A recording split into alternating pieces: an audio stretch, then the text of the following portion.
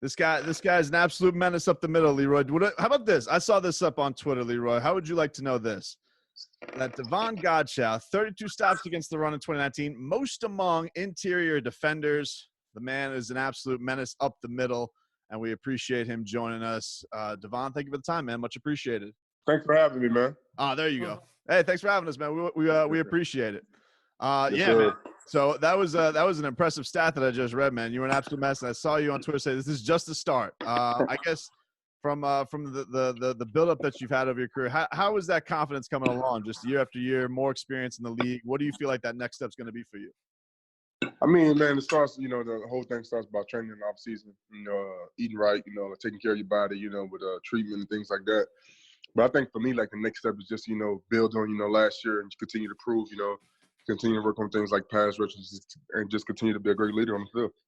How difficult is it with, the COVID and not being able to go around the facility? And I know, one of the things for me was going to the facility got me in the right frame of mind, even when I didn't want to. And you weren't able to do that. So how difficult was it just doing it around your house or finding something to do that way? And it's tough, man, because you got to motivate yourself, But I look Right. at myself as, self-motivation. But like, not being in the gym, not really working out, man, you got to motivate yourself, tell yourself you got to do it. And, like someone's always watching. I kind of like have that same mindset all the time. I got up, every morning, and made sure I got to work out and make sure I was active because I know, like when I go back, I don't want to be, out of shape and things like that. So I think, when you have things like that to motivate you, I think it's, pretty much self-explanatory to get up and go work out. Speaking of working out, I don't know, Davon. Have you seen this Coach Flores this offseason? I saw him at these press conferences. Dude looks like he's like deadlifting a gazillion pounds out there. Have you seen what's Coach Flo like in the weight room? Because this man looks like he's throwing it up, man. Those shoulder shrugs, though, are no joke.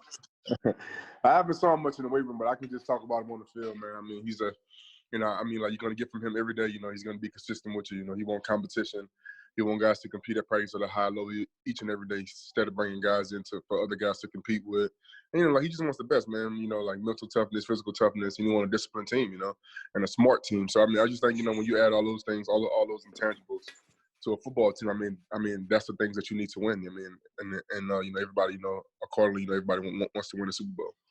Now, I'm curious about this. I know when I first got into the league and I got to Cleveland, I had always won. Had success in Michigan, had success in high school. Cleveland had success before I got there. In my first year, we went 3-13. When your season started, with all the positivity you guys had going into camp, and then you have 15 new guys, and the season starting off the way it was, how tough was that? Man, it's very tough. I was telling you, guys, many guys on the team, no disrespect, I didn't even know their name. Towards the season, because we were just picking up guys week in, week out. But we tried to find guys that match our team, that match our chemistry, that match our toughness. So I think when he did that, he was setting the point. He was just letting guys know that like this is the way it's going to be. Like whether you're in or out. So I think once you add things like that, you kind of take the serious notice. Like, okay, man, this guy's not playing no game, which is Coach Flo. So you take those intangibles, and bring them in the season, with add new guys and things like that. You have to be on your P's and Q's, which if not, you can be going too. But I think when you have a coach like that, man, it just makes you play at a high level. And the coach, he wants the best out of you each and every week. So I think he makes you play at a high level.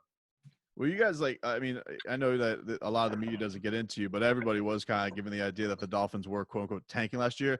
And like when it was brought up to him, he felt like you heard him feel physically ill in his answers. Like, I don't even want to hear things like that.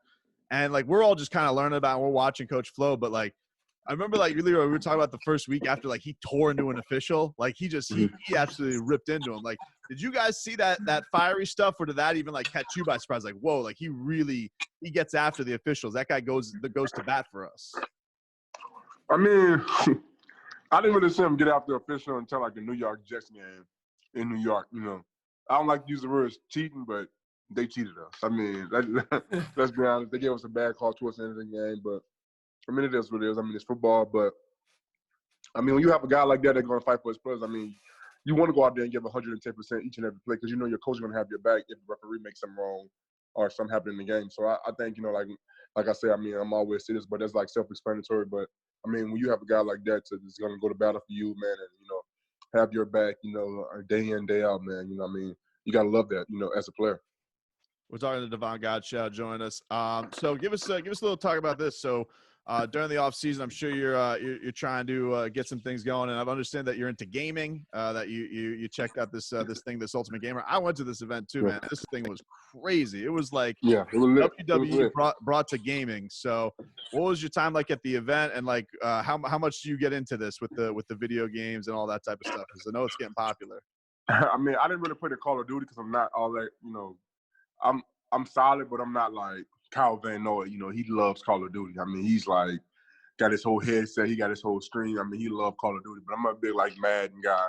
I don't really care for NBA 2K, but I'm a big Madden, NFL Madden. So I mean, I had a chance to battle a guy there. End up beating him, of course. But I think I think it was a pretty awesome event, man, to put on like for the fans, for the guys who love to game a lot. Awesome event. Had a couple people there, so I think it was awesome for me to show my face there and to game with the guys and to meet new people and to meet to learn things that they love about games that I do too. You like since you've been with the Dolphins in your young career, man, like you really have been a guy who seems like he's out in the community. You're one of those guys who it seems like you're in touch with the fans, all that type of stuff. Were you always like that in college, or did you make an effort like you wanted to be like that when you got to the pros? Where did that stuff come from for you? Nah, I wasn't like that in college. I'm not even sitting here lie. I wasn't like that in college. I was kind of like, I wouldn't say like shy, but I'm just a guy like, I'm just about my business. I don't really talk a lot. I'm all about action, So I mean, I think, like when I got to the league, it just kind of, just hit me like, okay, like the fans are important, like the fans, come and watch this play. So maybe after the game, I can give one of them a pair of cleats, a pair of gloves, like it wouldn't help. Then I really started getting into it, seeing guys like Kenny Stills, Walter Payton Man of the Year nominee for the Miami Dolphins, things he did in the community. And I'm like, okay, I want to be that guy too. So I, my second year it really hit me. Then my third year, then it really took off. What was it like? Because Leroy, he tells you about what, like football was like in Louisiana. What was it like growing up playing high school ball there, but then going to LSU and just... Louisiana's the best state for football. It's hands down. Hey, Louisiana's the best state for football. I was telling him, I say, you go to a high school game down here, you get 2,000 people, everybody excited. I said, man, when I was in St. Louis, we averaged like 15,000 to 20,000 just for the band. Especially the year I came out of high school, like in the New Orleans area and like where I'm from, Plaquemine, like around by Baton Rouge, but the New Orleans when they had St. Louis, we had Leonard Fournette, and you had Edna Carr, had Speedy Knowles, So I mean, 2,000 at the game. I mean, that was light. That was light for those games. I mean, and then you see people at these games like, oh, it's packed, man. In Louisiana, man, that's normal. Special. I think high school in Louisiana they kind of downgraded a little bit, but like the year when like 2011 when you had Jeremy Hill, Kenny Hill, all those guys, and then 2012, 2013, 2014, my year, man, high school football in Louisiana was, man. I mean, Friday nights, man. I'm telling you, it was special. Wow, it sounds like an absolute. Leroy's always talking about the experience that it was. Yeah, I'm sure it sounds absolutely bananas with that stuff as well. Like, so obviously, go ahead, Leroy. You know what? I want to get this out right now because I've been making a point about this. The Dolphins have signed all these cornerbacks and safeties and DBs. Will you please let these people know with no pass rush, they are average? 100%. Any DB. Right. DB. Any DB. I mean, like, I'm not saying about. I mean, you look at, you got to have that 1-2 combo. You look at Jalen Ramsey with Jacksonville. You had 4 Pro Bowlers on the D-line: Calais Campbell, Malik Jackson, Yannick Ngakoue. I mean, you had still guys like Dante Flower. You had Marcel Darius. So I mean, you had Pro Bowl players on the D-line. So I mean, then you look at a guy like Richard Sherman when he was with Seattle. Richard Sherman when he was with the 49ers. Nick Bosa, D Ford, Eric Armstead. I could go on and on. DeForest Buckner. So then when he was Richard Sherman was blessed to have.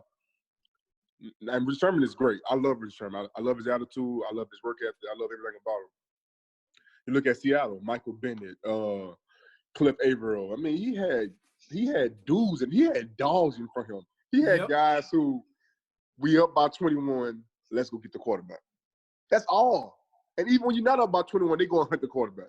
So I mean, Richard Sherman was blessed with with great guys. And you look at Jalen Ramsey with the Rams. Like he got that beast in front of him. You know, he got Aaron Donald. So I mean, you really have to be blessed with with great D linemen, and if you're a D lineman, you got to be blessed with great guys in the back end that can make him hold the ball for 3-4 seconds. Now, when you saw these signings, did you think, okay, that means we got to do something up front? Oh, 100%, man. We had a Shaq Lawson, we had Emmanuel Ogba. I'm excited about both of those guys on the edge. So and then you got, me in the middle. You got Christian Wilkins. You got, a couple more guys. So I mean, I'm very excited about it. I'm very excited about the season, man. Like no one's gonna win a Super Bowl today. So that's why, as a team, you want to still work. Even though with this pandemic, you want to still work. You want to still make sure you're working out because everybody have the same common goal, and the common goal is. I mean, if you tell me that you don't have this common goal, then you're lying. Every common goal is to win a Super Bowl. I mean, everybody worked this hard to win a Super Bowl. And everybody have individual things they want to achieve, like Pro Bowl, All Pro, Hall of Fame, all that other stuff. I mean, which is great. I mean, that's in my opinion, that's why you play the game. But I mean, I feel like the common goal is to win a Super Bowl. To look back 30 years, 40 years from now and be like, okay, me and like we won a Super Bowl with Coach Flores. I'm going here speaking into existence. We won a Super Bowl with Coach Flo. I mean, look back 30, 40 years, when you have reunite, coming back to the Miami Dolphins, stadium, and you look at it like, okay, we got our banner hanging up, 30 years, 30 years ago, we won a Super Bowl. What was your first reaction when you saw the news of Cam Newton sign with the Patriots? I mean, I love it because I love competition. So I mean, I think I'm very excited for him. Signing. I think it was too long. He should have been signed with somebody. But I mean, that's on another note. But I mean, I'm very excited for him. I'm very excited to compete against him. I know, and the thing about why I'm so excited because I know he's hungry, and I know he have that. He have a monster over there head coach who's really good at what he does. So I mean, I'm excited about it. Give me a feeling of this. So I know your guy's Joe Burrow because he won a national championship for your beloved LSU Tigers. Mm-hmm. But you guys drafted Tua Tagovailoa. So who you got? I mean, straight up, Joe Burrow or Tua Tagovailoa? What? Come on, man. I'm not gonna put pressure on me like that. I'm putting pressure on you, Devon. Let's go. Come on. No, wait, no, don't answer it. Let me tell you about this trickster, right? Yeah, I deal with this every day. He must think I'm a rookie or something. No, he just wants to turn around and look at me and say, see, even Joe Burrow's guy likes Tua. That's what he wants to do. He must think I'm a fool or something. Yep, don't let him get you. Don't let him get you. Here, I got a question for you. Am I old because my favorite game is Mortal Kombat? Is you old because your favorite game is Mortal Kombat? No, you like games. Like the guy I was playing with at the game at the Ultimate Game thing. Man, this guy had to be like 40 years old playing. He loved Madden, he loved Dragon Ball Z, he loved all that. So you're not old because you love Mortal Kombat, no. I never when I got married, my kids never saw me play football, right? Yeah. So for my son to see me on Madden, he flips out. He's like, man, I say, I used to play football, right? Like I have to prove to him that I actually played. It's a crazy thing. Yeah, it's not, it's not bad that you like Mortal Kombat. I mean, it's got guys who, older than you still play games. All right. How much trash talk are you doing during gaming? I do a lot of trash talking when I'm playing video games. I do a lot. I make guys feel bad, especially when I'm up. Yeah, because they can't hit you. Especially when I'm up. On the football field, that's different. Are you talking as much trash as your guy Devontae Parker is on Instagram? Hold up. You said what? I said, are you talking as much trash as your guy Devontae Parker is on Instagram? Man, he had a great year, man. He had a great year. I like the fact that he's getting to peacock a little bit. He had a great year, I'm excited about it. I'm excited about him talking, as long as he backs it up. I'm excited about it. Well, Devon, we're looking forward to your season, man. It's you had a good year last year, and I know you got a lot of big expectations. You mentioned all the signs, a lot of big things to come. So thanks for spending some time with us, man. We really appreciate it, and all the best this year, man. Stay healthy. You and your family stay healthy in the midst of all this craziness, and we're looking forward to watching you play. Thank you, my guy. Appreciate it. Thank you. Alrighty. All right. All right.